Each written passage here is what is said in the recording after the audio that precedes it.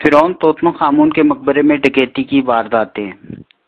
سن 1922 میں جب مشہور برطانوی آرکیالوجسٹ ہارورڈ کارٹر نے فرعون توتنخ آمون کا مقبرہ دریافت کیا تھا تو اس وقت عام طور پر بہت سے لوگوں کا خیال تھا کہ فرعون توتنخ آمون کا یہ مقبرہ انہیں اپنی اصل حالت میں ملا ہے، مگر در حقیقت انہیں فرعون توتنخ آمون کا یہ مقبرہ اپنی اصل حالت میں نہیں ملا تھا۔ فرعون توتنخ آمون اگرچہ کوئی اتنے بڑے فرعون تو نہیں تھے، مگر پھر بھی ان کا یہ مقبرہ عالیشان و شاندار خزانوں سے بھرا ہوا پایا گیا تھا، مگر پھر بھی در حقیقت ان کے مقبرے کے خزانوں کو ایک سے زیادہ مرتبہ لوٹ لیا گیا تھا۔ ان ڈکیتیوں کا سراغ ایسے ملا کہ مقبرے کے بیرونی دروازے پر دوبارہ پلستر کیا گیا تھا، جہاں پر مقبرے میں داخل ہونے کے لیے کیا گیا ایک مہر بند سوراخ موجود تھا۔ مزید برآں جب ڈاکو مقبرے کے اندر داخل ہوئے تو مقبرے کے اس مقام پر وہاں پر موجود اشیاء انتہائی غیر منظم حالت میں پائی گئی تھی۔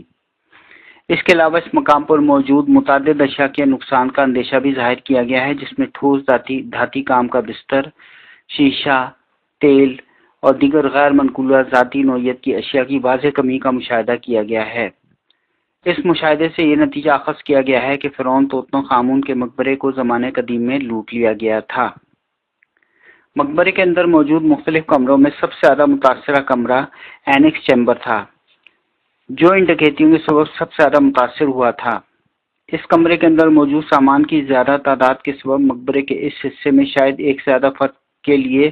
اندر داخل ہونے کی گنجائش موجود نہیں تھی، اور اس ڈاکو نے شاید بے حد عجلت میں لیکن بہت ہی منظم طریقے سے اس چیمبر کے اندر موجود تمام اشیاء کو توڑ ڈالا ہوا تھا۔ اس ڈاکو نے اس چیمبر میں موجود تمام بکسوں کو خالی کیا ہوا تھا، اور تمام کارآمد اشیاء کو اس ڈاکو نے اینیکس چیمبر کے دروازے کے سوراخ کے ذریعے اپنے ساتھیوں کو معائنے کے لیے منتقل کیا تھا، اور دیگر غیر کارآمد اشیاء کو ان بکسوں سے نکال کر باہر پھینک دیا ہوا تھا۔ فرعون توتنخ آمون کے مقبرے کی دریافت کرنے والوں کا خیال تھا کہ یہ ڈکیتی فرعونوں کے 20ویں شاہی خاندان کے آخری سلسلے کے دوران انجام پائی گئی ہوگی، کیونکہ اس وقت قدیم مصری سلطنت کے دارالخلافہ تھیبس کے مغربی کنارے کے علاقے میں شدید عوامی فسادات کی لہر سے دوچار تھے۔ فرعون توتنخ آمون کے مقبرے کو شاید 2 مرتبہ لوٹا گیا تھا، کیونکہ مقبرے کے اندر داخل ہونے والی راہداری پہلی ڈکیتی کی واردات کے بعد سے یقینی طور پر تقریباً خالی رہی ہوگی۔ فرعون توتنخ آمون کے مقبرے کے داخلی راستے کو ڈاکوؤں کی آمد سے بچانے اور روکنے کے لیے سب سے پہلے اس کی ابتدائی خلاف ورزی فرش کی سطح کے اتنے نیچے سے کی گئی تھی کہ اس سے باہر کی راہداری میں لگی ہوئی ڈھیلے چپس کی ٹائلیں ادھیڑ کر بڑے پیمانے پر گزرنے کی گنجائش پیدا کی گئی تھی۔ اس کے علاوہ اندرونی دروازے کی اصل پلستر شدہ سطح پر جب دوبارہ پلستر شدہ سوراخ کے سامنے کی جگہ سے ادھیڑی گئی تو وہاں پر چپس کی ٹائلوں کی بھرائی کا نشان موجود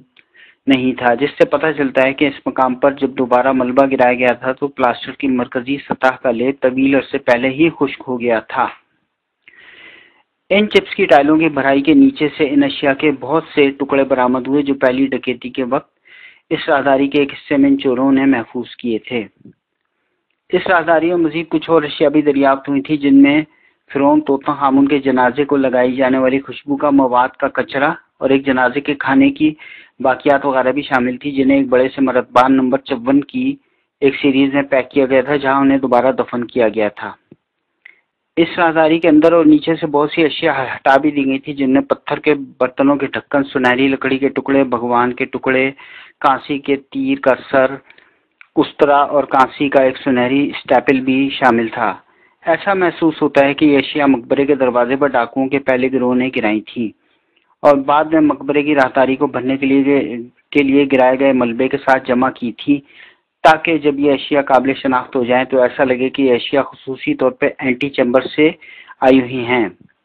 قیاس ہے کہ ڈاکوؤں کا پہلا گروہ اس ڈکیتی کے لیے پورے مقبرے میں اپنا کام کر چکا تھا، جبکہ دوسرا گروہ صرف اینٹی چیمبر اور اینیکس چیمبر تک ہی محدود رہا تھا۔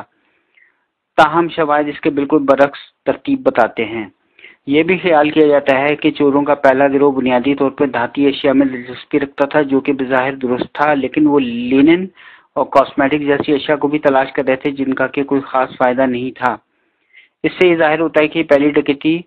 فرعون توتن خامون کی تدفین کے چند سال بعد ہوئی ہوگی، کیونکہ مسٹی کاسمیٹکس خصوصی طور پر چکنائی پر مشتمل مواد سے تیار کیے جاتے تھے، اور گرم مسٹی آب و ہوا میں ان کی زندگی کا دورانیہ انتہائی محدود ہوتا ہے۔ فرعون توتن خامون کے مقبرے سے جو زیورات کے بکس ملے تھے، ان میں سے بھی بہت سی اشیاء غائب پائی گئی تھی، کیونکہ دوسری ڈکیتی کی واردات شاید پہلی ڈکیتی کی واردات سے بھی زیادہ منظم اور وسیع تھی، اور دوسری ڈکیتی پہلی واردات کی نسبت زیادہ مشکل بھی تھی۔ قیاس کیا جاتا ہے کہ ڈکیتی کی اس دوسری واردات کو سر انجام دینے کے لیے ڈاکوؤں نے مقبرے کے اندر تک جانے والی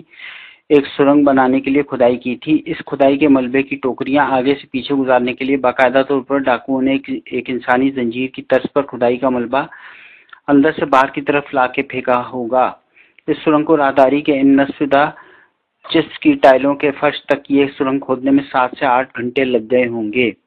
فرعون توتن خامون کے مقبرے کو اندر سے دیکھنے سے معلوم ہوتا ہے کہ اس دوسری ڈکیتی کے ڈاکوؤں کو فرعون توتن خامون کے مقبرے میں مکمل رسائی حاصل ہو گئی تھی۔ ان ڈاکوؤں کو مقبرے میں موجود تمام شاہی خزانوں میں سے ان کی زیادہ دلچسپیاں فرعون توتن خامون کے زیورات کے تابوتوں کے ڈھکنوں کو ہٹانے اور سونے کے جنازے والے مجسموں پر مشتمل ایک سیاہ رنگ کے مزار کو کھولنے تک ہی محدود دکھائی دیتی ہیں۔ ایسا محسوس ہوتا ہے کہ ایک مرتبہ اس دریافت کے بعد ان کے لیے اس مزار کو کھولنے میں ڈاکوؤں کی مزید کوئی دلچسپی بھی دکھائی نہیں دیتی۔ فرعون توتن خامون کے جنازے کی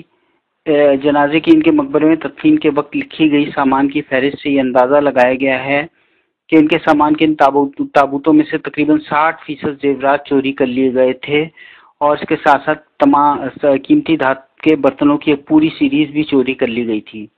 دلچسپ بات یہ ہے کہ فرعون توتن خامون کے مقبرے کے اینٹی چیمبر میں سے کاٹن کی چادر کا بنا ہوا ایک ایسا اسکارف بھی ملا تھا جس میں مٹھی بھر ٹھوس سونے کی انگوٹھیاں بھی موجود تھیں، اور اس اسکارف کو اینٹی چیمبر کے ایک ڈبے میں پھینک دیا گیا تھا۔